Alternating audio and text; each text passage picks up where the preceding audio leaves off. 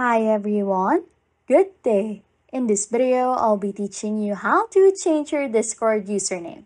Okay, first things first, we need to simply open up the Discord app on our iPhone or Android phone. And then, just select your profile image in the bottom right of the app. This will open up the menu for Discord, and all we need to do is to select account right here. Then, as you can see under account information, we have our username. To edit that, just select it. You can type whatever you want as your username, and then I'll just add subscribe to the end of that as a quick reminder.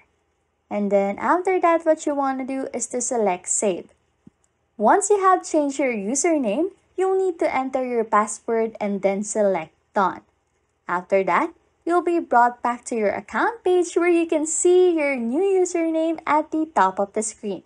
You can select the Discord icon in the bottom left to go back to Discord with your brand new username.